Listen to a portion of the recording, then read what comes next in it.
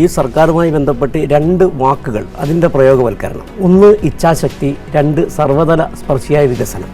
എന്താണ് ഇച്ഛാശക്തി? ഒരു ഭരണകർത്താവിൻ്റെ ഇച്ഛാശക്തി എന്താണെന്ന്, എന്താണ് സർവ്വതല സ്പർശിയായ വികസനമെന്ന് ജനങ്ങൾക്ക് അനുഭവവേദ്യമായ 8 വർഷം.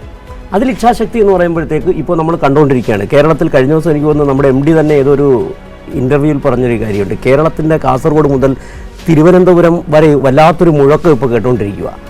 ആ മുഴക്കം എന്ന് പറഞ്ഞാൽ ദേശീയപാത വികസനവുമായി ബന്ധപ്പെട്ടതാണ്. നിതിൻ ഗഡ്കരി അദ്ദേഹത്തിനുമായിട്ടുള്ളൊരു സ്വകാര്യ സംഭാഷണത്തിൽ പറഞ്ഞ് പിണറായി വിജയനല്ല വേറൊരു ആളായിരുന്നുവെങ്കിൽ കേരളത്തിലെ ദേശീയപാത വികസനം നടക്കില്ല. അതാണ് ഒരു ഇച്ഛാശക്തി എന്ന് പറഞ്ഞാൽ.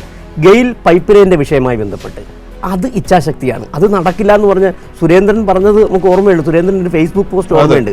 ഈ രണ്ട് കാര്യങ്ങൾ, ദേശീയപാത വികസനവും ഗെയിൽ പൈപ്പ് ലൈനും യാഥാർത്ഥ്യമാക്കിയാൽ പിണറായി വിജയനെ സമ്മതിച്ചു കൊടുക്കുക എന്ന് പറയുന്ന സാധനമുണ്ട്.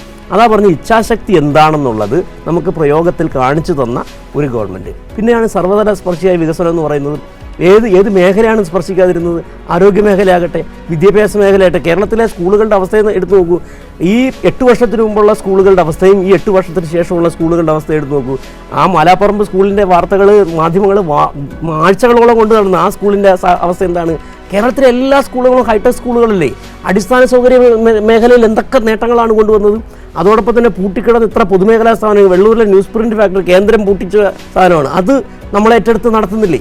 അങ്ങനെ എന്തായാലും ഇനി തിരുവനന്തപുരം വിമാനത്താവളം ഏറ്റെടുക്കാൻ നമ്മൾ തയ്യാറാണെന്ന് പറഞ്ഞാണ് അവർ സമ്മതിക്കുന്നതാണ്.